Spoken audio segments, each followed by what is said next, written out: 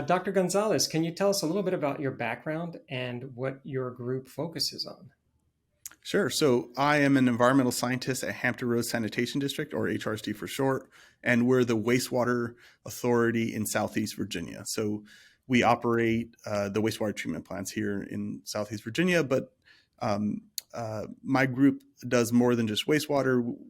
A lot of our work is in the receiving waters around Hampton Roads, so the mouth of the Chesapeake Bay, and we work on everything from wastewater to um, water reuse to beach water quality, stormwater, and even things like oysters.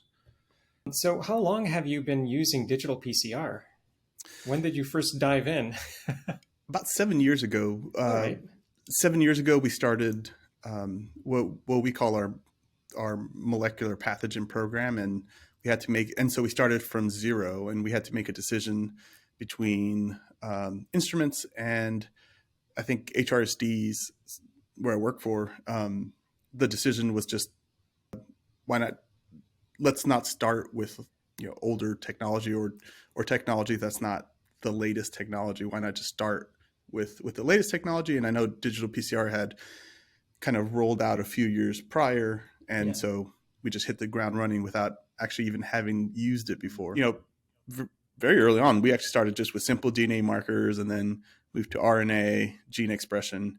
Done a lot of cool things with this instrument, but I think what everybody really, really enjoys doing are solving these local problems, these local Hmm. water quality issues that we have, and I think that blend of research and that really applied work has been really fun. Yeah, if I recall, before COVID, most of the testing using wastewater was looking for contaminants being shed into the environment as opposed to looking at upstream of the plant. If you're monitoring what's coming out of a plant, I think it's really important to know what's coming in, and so that's why we've been doing uh, that work for years before.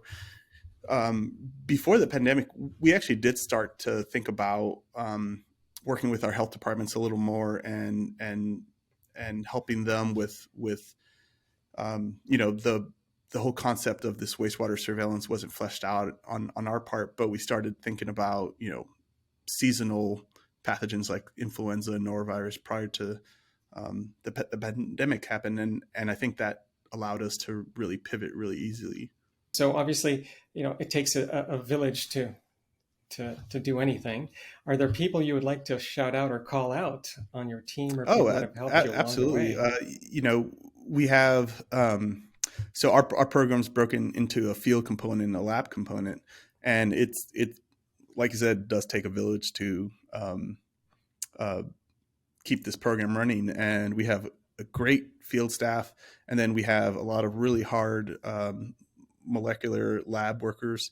Hannah Thompson, Allison Larson, they were very key in getting our molecular lab up and going. And now we've expanded, and we have Hila Stevens and Aaron Carter, a pretty robust molecular lab that just day in, day out processes samples and continues to hone in their craft and get better and better, which allows us to not only have more confidence in our data, but also um, uh, generate more actionable data too. So, Yeah. they're really the powerhouse here, the secret sauce. Well, thank you very much, Dr. Gonzalez, for your work. Congratulations again. And yes, please keep up the fantastic work.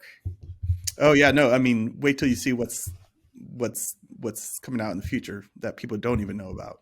Excellent. Um, Looking I forward think to that's that. always the exciting thing. We're working on the next thing.